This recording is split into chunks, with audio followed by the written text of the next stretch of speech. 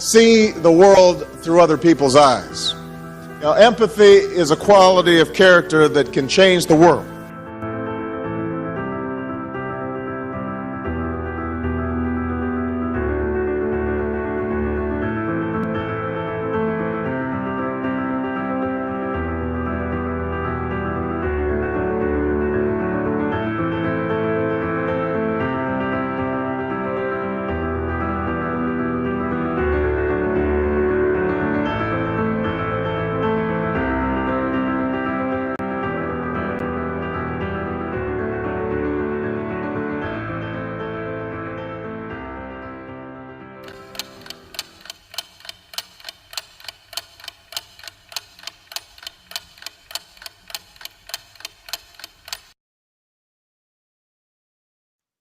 Good morning and welcome to Artifact Live with me, Scott MacArthur. Well, wasn't that fun? We just tried to launch at the designated time, 11:30 a.m.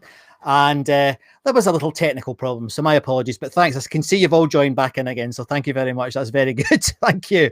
If you could let us know who's there and where you are, that would be great. Now, I've still got this homeschooling issue. I've only got one laptop in front of me rather than my usual two. So sometimes I can't see who's talking. So if you do have a comment, just put in brackets your first name. That would be great, just so I can talk to you rather than say anonymous from Facebook. So thanks ever so much. So in case you haven't tuned in before, what this show is about is storytelling. And what I wanted to do is to create a canon of ideas, if you like. I want to create a resource for people that touches on all the main aspects of storytelling. Now, one of my favorite sayings that's developed over the last, this is the 22nd show, guys, over the last 21 shows, is this, that facts tell, but stories sell. And I think that's a really important axiom to think about. And my guest today is a wonderful storyteller, and I think he brings that saying to life. His name is Paul Ramos, and we'll get back to Paul in a sec. But I think that saying really helps you understand what I'm trying to do, because what I think we need at the moment is we need people to be thinking more about other people. I think the world, which is probably better than it's ever been, but to move on to the next level, I think we need to be more empathetic, and I actually believe that stories can help us do that. And I actually believe that stories can act as an empathy engine. So that's the sort of the introduction to the show. That's the way I'd like to frame it. I'd like you to see it. So I hope you enjoy this. I'm really looking forward to it. But let me just check what's happening on the chat. Hey, I can see chat. That's great. It's working. So yeah, Peter Edge, first world problems. Yeah. I know. But thanks for joining us again, Peter. That's very good of you to say hello. And hi, Joe. Lovely to see you. Thanks for tuning in. I've already done a broadcast this morning, and it couldn't have been more different from what we're about to do, because it was about angels. And I think it's quite important to mention that, because although I obviously am a rationalist and a scientist, and I'm a former scientist, and I'm always looking for evidence, I think the listening to other people's stories, even if it's not your sort of area that you normally live in or you normally are part of, is quite important, because I do believe that the stories can help you understand other people. So that's what I was doing this morning, and I think that might have been the reason why I've had problems with the technology. I think the restream engine that I use to broadcast this is not too comfortable with double broadcasts. So anyway, let me introduce my guest. I'm going to do that in a slightly different way. I'm going to show you a video. Let me just get onto here. I'm going to show you this little video, and there's actually a story behind this video apparently, so we'll hear about that story as well. But this is my guest being talked about on the news. Finally tonight, the koalas in Australia and the fires. But this evening, a different scenario. A koala found orphaned, her mother gone, and the American vet stepping in. We have reported on the devastating wildfires in Australia, the toll on the wildlife, the koalas. Tonight, the image posted by an American veterinarian, Paul Ramos. This koala saved, but the koala's mother lost. And then this remarkable moment. This is a stuffed koala being handed to the female koala who lost her mom. No, this is for you. Just listen. It's the same color as you. The koala reaches out to her friend. You had a girl. That's good girl. The veterinarian writing, "This little girl unfortunately lost her mother. Truly, we are all connected and we can and must do better." Writing, members of the local community will step in to take care of her and hopefully release her back to the wild. One small step tonight with her friend. You had a girl. That's good girl. An incredible moment. Thank you for watching here tonight. I'm David Muir. I hope to see you tomorrow. Good night. Hi, everyone. George Stephanopoulos here. Thanks for checking out the ABC News YouTube channel. How sweet was that? So, everyone, can I introduce my guest today, Paul Ramos? Paul, hi. Good morning. How's everybody doing? Good to see you finally. I'm sorry about that little hiccup earlier. It's an occupational hazard these days, my friend. It's not like I have somewhere to go. Yes, well, okay. So tell us about that video. How did that come about, Great. Paul? Well, so I was basically this little koala had just lost her mother, and when you recover, especially baby koalas, they need to. They're arboreal species. They live in the trees, and especially being a baby, they just really cling on to their mom. So when they recover, they need to have something to hold on to.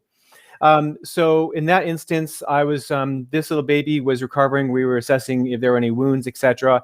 And as we were waking up, I grabbed a stuffed animal and I said, "Oh, I'll take my phone out and I'll just kind of record this moment." And I recorded the moment and uploaded to TikTok. Overnight, I can't remember, I went to bed, I uploaded it that night. In the morning, I got, I don't know, there was like hundreds of thousands of views within a period of hours. Yeah. And then millions within like a day. That's how that happened. And that went crazy. But with that particular ABC News piece, I was out in the field and I was actually talking with these American firefighters who are the ones that are flying the planes. And I got a phone call on my phone and said, "Hi, it's so-and-so from ABC News. Would it be okay if we're going to go on in 20 minutes. Would it be okay if, we used your TikTok video?" And I'm like, "Yeah, sure, whatever." And then like 30 minutes later, I got a phone call from my sister saying, "Paul, I just saw you on my news." And it's really funny because I'm in the bush in Australia and then my parents are sitting there in the US, 8 o'clock prime time watching their nightly news. And then all of a sudden their son comes up, and no one's expecting any of it. And so it was like the best proud son moment I think you could get is like all of a sudden your son's on primetime news for a good reason. I think we'll come back to that video in a minute, Paul, because there's a lot to talk about in relation to that and why it worked, etc. But can you just give the audience a little bit of an introduction to what you do nowadays? Because I think that's also worth stressing because it's also quite interesting. Sure. My handle is Vet Paul Ramos across all social media, and that's only because I thought, okay, what will my handle be? How do I identify myself or define myself? Yes. So I'm a veterinarian by training, and specifically a wildlife veterinarian. I got I did a zoo medicine residency through the Melbourne Zoo, having lived in Australia for about 15 years, and during that time I worked in a range of environments from animal rescue, marine mammals, bushfire rescue, etc. And throughout the years, I've been a vet, then a wildlife vet. But really now I'm changing my interest into how do I want to make a difference in the world? And that really is, I really want to be more of a storyteller than a vet. I want to be less of a scientist and more of a sort of a person in the world, sharing my experiences. And there's an obvious follow-on question from that, Paul, and that is, what's been the motivation behind that shift? Because that's quite a major shift. Probably in 3 words, George the goldfish. So right. I was walking out of work one day, and my friend was in the corner of the room, and he's working on this goldfish. There was just a lump on its head. This is just before as social media was sort of becoming a thing. But it was, in the early days. And I was like, "Hey, good luck with that, Tristan." And then the next day he was being bombarded with news from Al Jazeera, BBC, ABC, NBC, news all over the world were calling him day and night for an interview about this vet who had removed like a brain tumor from a goldfish. And that one piece, which was just a picture, got more marketing, more eyeballs than the entire marketing department for the last 5 years. That one story from someone, a picture from someone's phone that they had uploaded. Right. And what I learned then is oh my God, what just happened? Like it just occurred to me that you no longer need this middleman of broadcasters and print media to tell your story. You can actually go right to people with sort of the powerful tools that you have in your hands. And so that was years ago. And then after that, I thought, okay, I need to learn more about this. So I took training in filmmaking and storytelling just on my own. I started, just taking courses and learning and trying and doing my own thing on YouTube, and eventually became, what is it? You're bad until you're good until you're great. Eventually became not bad anymore. And it gave me a good idea of like how to piece together a story. But it started with George, to be honest. I've never heard you tell that story before. Google George the goldfish. He's still up there. Yeah, he changed my life. It was amazing. Okay. Yeah, excellent. I love it. So ultimately, what are you trying to achieve now? Then, if it's a big shift, and George the goldfish helped you make that shift. But what are you trying to do now? What's your ultimate aim? Getting out to the world. What is it you're trying to do with the world, if you like? Well, it's a very apparent day one when you're a wildlife vet. So more so when you're a wildlife vet than you're a regular vet. That whatever darkens your doorway, whatever animal, whatever case, whatever injury, illness, it's usually almost always not about the animal. It's not about the animal. So it's always about the environment where they came from. It's their social structure, their diet, the UV lighting, where they're living. And you can really take that sort of case study in a zoo situation and definitely apply it to the real world in the wild, that animals are unwell when their environment is unwell. So, and also you can extrapolate to ourselves. We as a society are really only healthy when our environment is healthy. Our economy cannot be healthy if our environment is not healthy. We cannot be healthy if our economy is not healthy. So it's all very interlinked.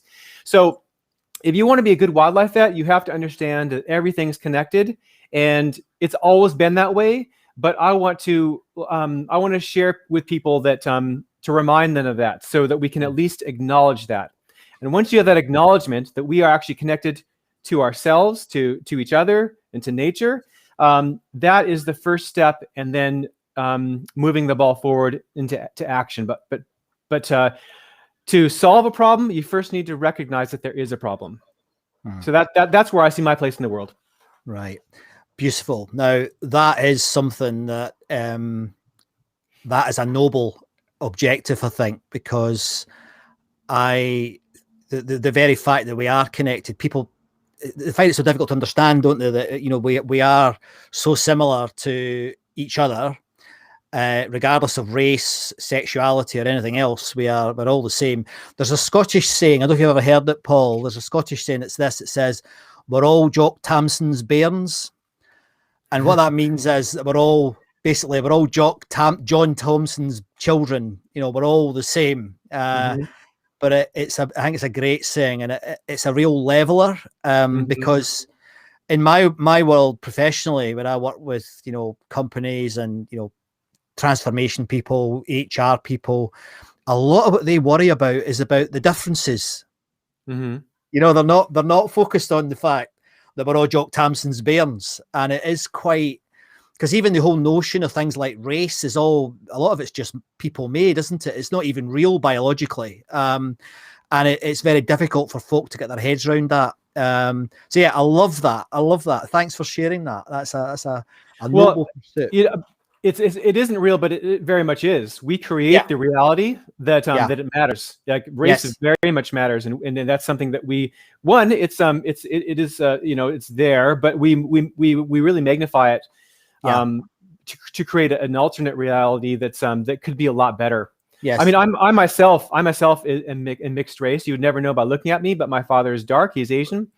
And when they got married, there were probably almost 20 states in the U.S. where it was literally illegal for them to get married against the law. Yeah. Oh, goodness. Yeah. So growing up, I got to see the perspective from both sides. I got to see the perspective of the white guy in the locker room with the racist jokes, and they didn't know that they're actually making jokes about my family. And I also got to be the white guy in the place where there are Asian people, and to be treated differently because I don't look like them, even though I'm just as Asian as my cousins Yes. who do look like them. So they get treated differently. So how Very you look does interesting. matter. Yeah. Yes, Yeah. very interesting. Do you know where I grew up? It got to the level that different villages were almost like races. So you if you lived in a there's a town, a little village, well, a little town, I guess, about 5 miles from where I grew up, and that was a Catholic town. I lived in a Protestant town, and they used to, honestly, there would be battles between the towns because, oh no, you're from Bells Hill, oh no, you're from Lanark or Carluke, therefore I'm different to you, and they would fight. You know, they would literally fight, and you weren't. I mean, there wasn't any legal. It wasn't like as tough as what you've just described, but there was certainly social mores that said I couldn't marry a girl from Bells Hill. Absolutely no way, and it was 5 miles away, Paul. Yeah. It was 5 miles away. It's unbelievable. Yeah. And I'm sure there's still shades of that today. Oh, there are. Oh, absolutely without a doubt. And there's, I mean, we won't go down that particular rabbit hole today, but one of these days I'm going to do a show. I've actually got a friend who's a former priest, Catholic priest, and he still lives in that community, and he's dying to tell his story about how, you know, that has caused so many issues in Scotland and Ireland and all around the world. But we've got a particular issue with it in Scotland, I think, that continues, unfortunately, to this day, Paul. It definitely does. So just before we move on, there's a comment here from one of our viewers, Peter Edge. The look of bewilderment on Paul's face at Jock Tamson's bairns was priceless. What? Yeah, I couldn't understand the Jock or the Thompson or the bairns. I was like, so apart from that, it was completely clear. completely clear. Although more to the point, probably it should be Joan Thompson if we're talking about children. Oh, right. Here we go. So if we could go back to the video that just blew up, you know, your koala video. Why do you think that video became, you know, an internet sensation? Because it was. I mean, how many million views has it had now? Last time I looked, there was like 18 million on my platform alone. So that doesn't include everybody else. Like Olivia Munn shared it on her mainstream, on her main feed, as well as many different people and across different platforms. So in mine alone, 18 million, but you'd at least double that for sure. Right. Wow. Yeah. So why do you think? Why did that happen? What is it about that video? Well, in part because it was a moment in time. You know, the bushfires were happening. So rather than, oh, here's what happened 3 months ago or 6 months ago after it's been nicely edited, and now we can tell a story. This is like real time. That happened that day. You know what I mean? There was no editing. This is as real as it can get. So I think there's that. You know, the immediacy, the relevancy, and you know, I think that matters because it's a part of real time conversation around the world with bushfires, and of course, there is something about with animals. Sometimes animals, and I still experience this now. You're shocked at how close they can be to us in terms of their emotions. Like they can feel grief, they can feel joy, elation, fear, pain, just like us. And when you see that, and when you're there in that moment, and this allowed people to be in that moment of a baby wanting its mother, and something to hold on to, it's undeniable. There has to be connection unless you're a monster. Yes. Do you think, unless you're a monster, that is interesting because there's something we could talk about there as well, isn't there? Well, I mean, there's got to be something inside of you that said, oh, there's a living creature, a helpless baby. I was once a helpless baby. You know, to not have a connection at all, like that would be unusual, I think, as a human being. Yes, I remember back in the dark ages in the 1980s when there was a thing called Live Aid. I'm sure you remember or have seen Live Aid. Oh yeah, definitely. And I remember Bob Geldof. Whether you love him or hate him, and people are quite polarized on him, I think he brought a new way of storytelling into the world where up to that point you would have like the World Health Organization or whatever, talking about, there's 1 million people dying of malaria, there's blah, blah, blah. And what Geldof did was he said, here's little Sunita starving to death in Ethiopia. He personalized it. And I'm sure it wasn't the first time that had been done, but I think it was the first time. I was a student at the time, and I was at university. And I remember watching it in my student squat. I was living in a squat at the time, and I'm sure we were, having a drink and smoking some illicit whatever. And I lived with 8 girls, believe it or not, in a squat, Paul. And all of them started to cry. And then I started to cry because it just, poof, it brought it absolutely into our reality, that moment. And I think the link with what you just said about animals is absolutely right. I think we've become, I don't know if you've got a view on that, I'm sure you have got a view on this. We've almost become immune, another word we'll come back to. We've almost become immune to the bigger picture stories. It needs to be personalized. Is that something you've thought about? Well, going back to what I said about being a wildlife vet and where I'm now, that's all I care about, really, because, for me, it's like prevention is so much better on all levels, so much less expensive, so much painful than treatment. It's so much better to prevent or to mitigate than it is to have to deal with the consequences. And dealing with the consequences, sometimes you just have to do. But if that's going to be your strategy, your long-term game plan, it's going to be a long, painful, expensive road for you. And that's such short-term thinking. And especially with our politicians, it's like, that's all they want to do is they all want to know, okay, if I'm going to put my money here, what's my immediate return, right? Don't even think in terms of an investment, but like, what do I get back straight away? And if that's how you think, you're never going to make the problem better. You're never going to make the world better. Now, there's 2 words that we've touched on. There was the word monster, and there was the word immune. We've got to talk about, it's 2021 when we're recording this, and hopefully we've got the light at the end of the tunnel, and it's not a train. It's actually coming out of this pandemic. And one of the things that I think a lot of people, particularly with any sort of scientific training, I know I've got a view, but I'd rather not express I'd like to hear your view. How well have we done, do you think, at communicating the facts, the evidence that sit behind the pandemic, Paul? I think for background, for the last 20, 30 years, I think scientists have done a horrible job. They've delegated the responsibility to bite-sized news pieces, to people who write articles. Basically, they've given the job to someone else. Here's my important message. You change it as you want and you deliver it to the community. And that's what it's been like for the last few decades.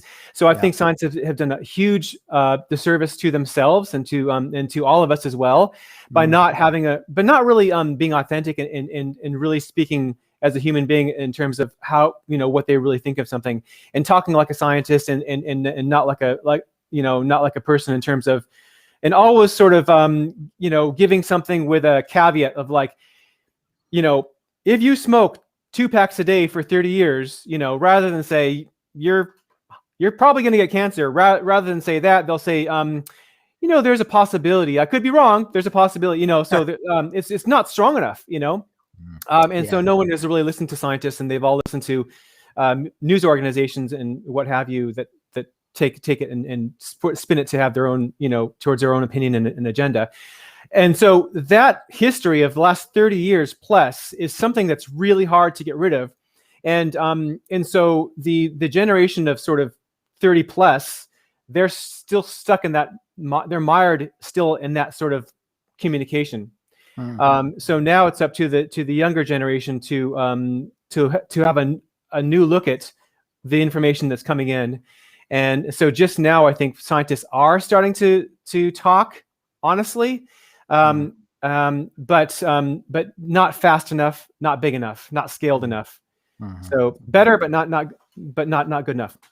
And how? I mean, obviously, I've got an agenda here. I think that storytelling is the answer to that, or at least part of the answer to that, because we did some work together. I used your video. Remember, I did that thing for Keele University where I was trying to help the research community there with their communication skills.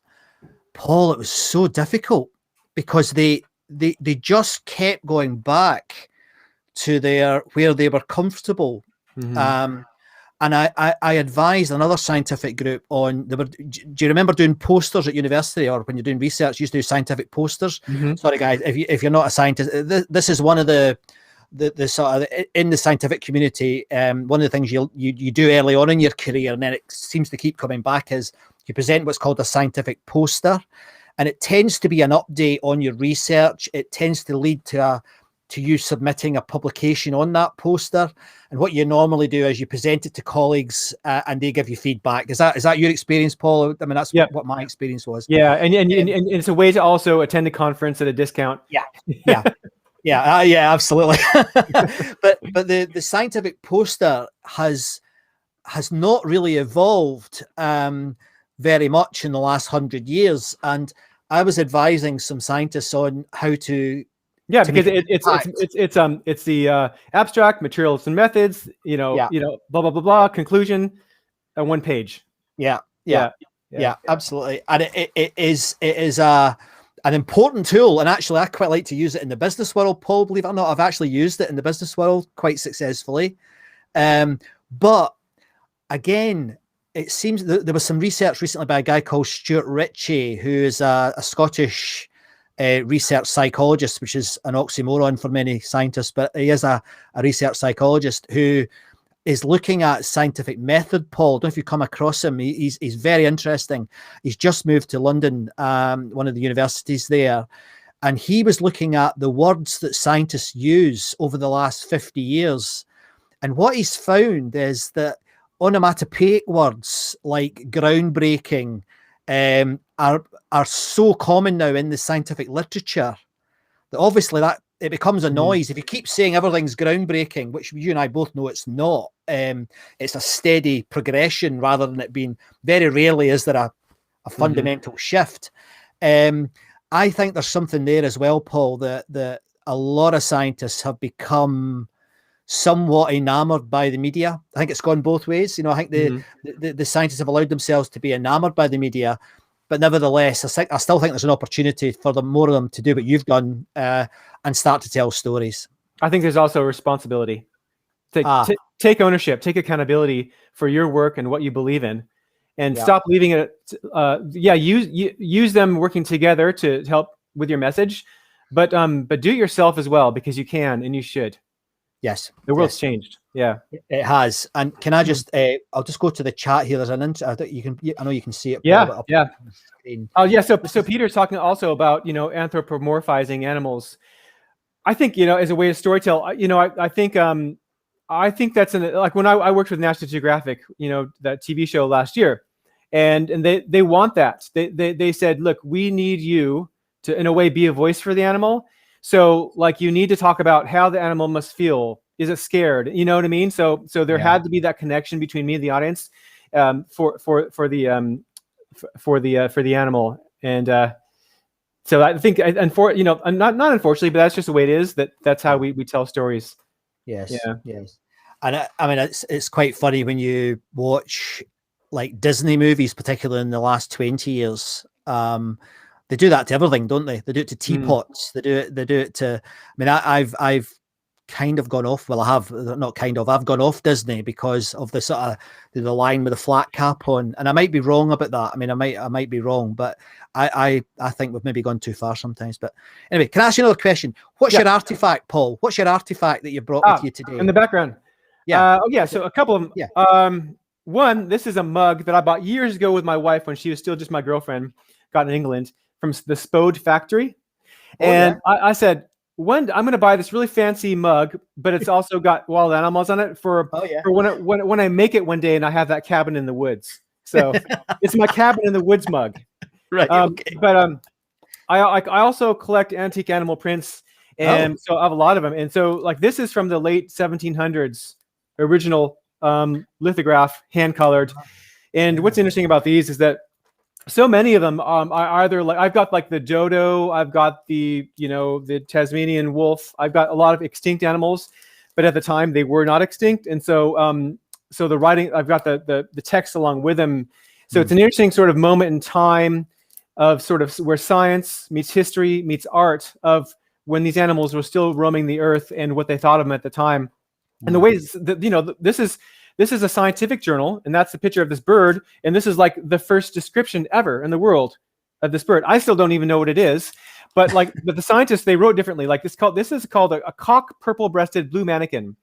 Right. The great difficulty, not to say impossibility, of always ascertaining the sexes of birds forms the grand impediment to the perfection of ornithology. It can hardly be doubted by anyone who is tolerably conversant in the knowledge of nature. Like, that's how scientists wrote back then. It's lovely, isn't it? It's quite nice. It's much more interesting. That would be a poster I'd read. Yes, absolutely. Thanks for sharing those. They're lovely. I think you've just proven the point that I make often on this show, that having artifacts, having things is one of the things that humans do. And quite often what I love about the artifact is the story behind it. So you've just proven that point quite beautifully. So, I mean, I've got two more questions for you. One is fun, but the other one is very serious. Let's do the very serious one first.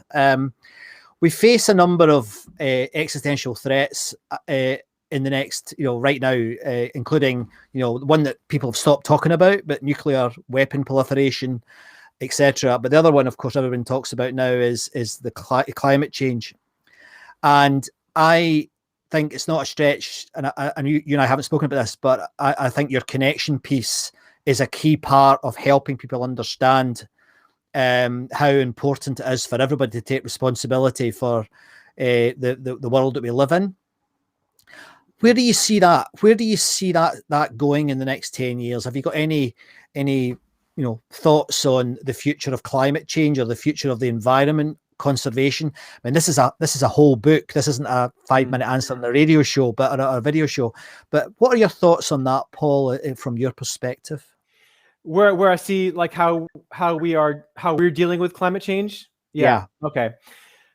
I think that how COVID has changed how we're doing things. Like right now, you and I are talking, and we wouldn't normally do this. I think COVID has also changed how we're looking at our relationship with nature. That we can no longer look at ourselves as separate and definitely not above it. So I think it's brought forward a painful conversation, a conversation that we need to have. Probably maybe a decade or so. Like, we should have had this conversation 30 years ago. We should have had this conversation when Al Gore was running for president, for sure. Yeah. Because it's always been right in front of us, the truth. But now we're forced to have the conversation because of where we're at now in our sort of tenuous connections with nature that we've created. So I think that's the silver lining of what's happening now, that it's changed the world in undeniable ways. And brought forward, what we need to do. So finally, it's rather than it being like a left issue where it's like, like a nice to have, right? So there's always the economy and the military. And by the way, wouldn't it be nice to have a nice healthcare and education and environment? That's always been, the first thing sort of dropped by the wayside once another party comes into the house. But now it's going to be, take it from the side. Now it's front and center. The environment is. It's no longer some sort of lefty woo-woo thing. In fact, to me, the whole term environmentalist is ridiculous. Like, it's kind of like saying that, you care about your house being on fire. Like, we all live here. Like, why is that even a term? Why is that even a notion? This is our home. So I think it's forcing us to have these conversations finally. And it's a good thing. And the big reason for that is that economically we're being so hard hit that it is expensive to respond to these treatments, to these situations. It's better to prevent them. Yes, here. I'll make a small admission here, Paul. When I was studying at university, when I did my undergraduate degree, we had in I think it was the third year, we had some modules we had to choose from. And I wasn't interested in toxicology. I didn't want to do that because there was too much maths involved in that. I didn't want to do the sort of social biology stuff. So I ended up having to do environmental science. And this is 30 years ago, obviously. And I had never heard, it was not, in Scotland, there's a lady called Nan Shepherd, who's, you probably never heard of her, but she's the sort of Rachel Carson in Scotland. She's the sort of environmental writer in Scotland. So apart from Nan Shepherd, no one was talking about nature from the perspective of caring about it. And if I'm absolutely honest, I thought it was a load of nonsense. Well, it was like there's the Gaia hypothesis. It started out with global warming, but the thing is that all that stuff is true, man. Yeah, it turned out to be true. All those crazy ideas, there's something to that, and it's like you're right in front of us. Yeah. So let me ask you the fun question to end with. Oh, sorry. One quick thing as well. Yeah. Speaking of storytelling and climate change and what's happening, we haven't announced this yet, but I'm putting together a team. The filmmaker who's shot films for Discovery, Animal Planet, National Geographic, and myself and another person. We're going to be making a web series that's going to be about. It's going to be a huge, one big adventure taking place here in the British Isles that we're going to be running later in the year as we head towards COP26 in Glasgow. Right now, Paul? What's COP20? Yeah, it's the global convention on climate change run by the UN. Right. And so it's basically where the world comes together and says, where are we at? Where do we need to go? And how do we get there? Because the only way to get there with the scale and the speed that we need to have is to work together as a global society. Yeah. So that's where that happens. And I think, like, as opposed to all the other conferences in the past, I think this conference is going to be different because everybody's going to be sat up and said, okay, wait a second, maybe we should avoid this tidal wave that's coming.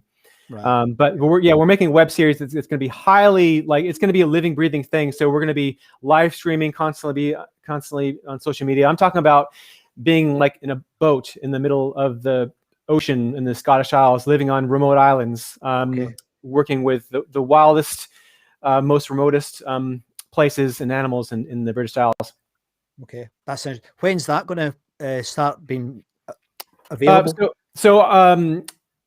We launched the boat in September to get there for November 1st, but pretty soon we're going to be sort of building up to that probably and announce it in February. Fantastic. Well, I really look forward to seeing that, Paul. Good luck with that. That sounds like a very, very interesting idea. I got to learn how to sail first as well. Yeah.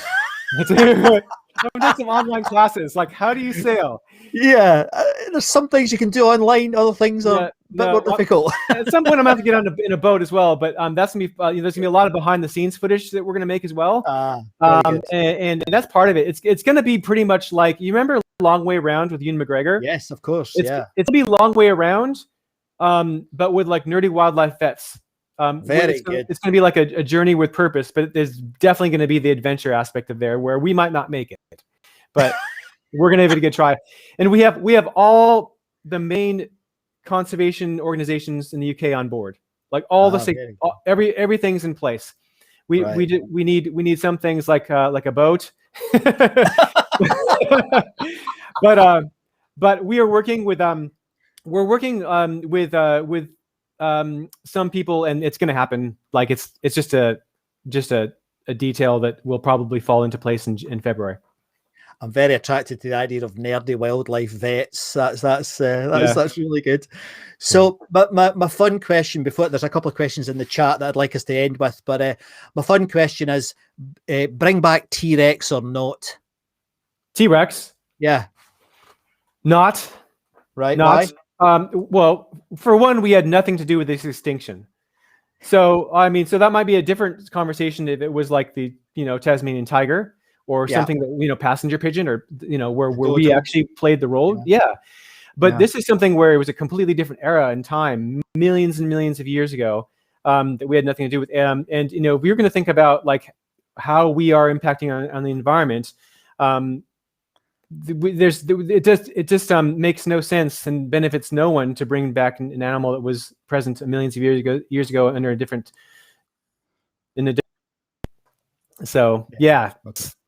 that's silly. That's silly talk. I quite like the idea of it.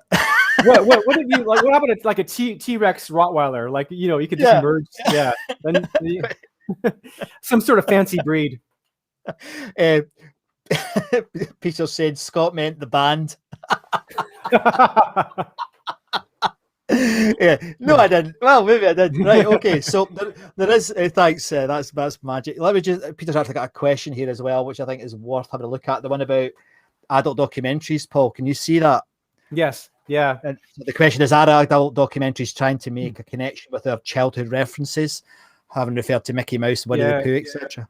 I mean, I think it's always a good play to appeal to adults, to their childhood, to as a nostalgic move, because it takes a long, like, for every Winnie the Pooh, there's 1,000 failed Winnie the Pooh. You know, there's you know, it's about the brand of Winnie the Pooh through storytelling through generations that have built him up to who he is today. So rather than reinvent the wheel and risk 99% chance of failure, I think it makes sense to go with what already has tugged on our heartstrings as children. Yes. So, well, listen, Paul, that has been absolutely fantastic and very interesting. I think we could probably do another 10 shows about all the aspects of things that we planted some seeds on. But thank you very, very much. I've put on the screen that people can get you at hashtag Paul Ramos. But is there anybody else that people can get hold of you if they want to talk to you or look at your materials? It's a funny, like, I had to come up with a handle, and that's the handle I am. But in 10 years time, I might not be a vet. I might be mainly into like production storytelling, but that's probably what I'll stick with. But no, I'm at Vet Paul Ramos on everything pretty much. Facebook, which a lot of, but TikTok, Instagram, I'm at Vet Paul Ramos. So you can always reach me there. And if you're at TikTok, that's awesome. Yeah, well, TikTok. I said to you before we started the show that I can't live stream onto TikTok yet. There isn't the bridge between the technologies, but it is going to be interesting. And I still think there's huge opportunity in TikTok, don't you? Oh yeah, definitely. I mean, the most opportunity right now is probably TikTok and LinkedIn, because there's not enough people there and they need more content, but especially content from grown-ups, especially mature or professional content like this. Definitely, like, there's nobody in this space. You mentioned, like, that's a really ambitious thing that I want to do when I said about what I want to do and how I want to change the world. Yeah, it's ambitious, but also, like, it's not, in the sense that, like, there are no wildlife vets out there doing this, which like, I'm cool with, so I'll do it. It's not like I'm competing against a huge field. I'll just say, okay, no one's doing it, so I'll do it. I'll do it. Yeah, absolutely. Yeah.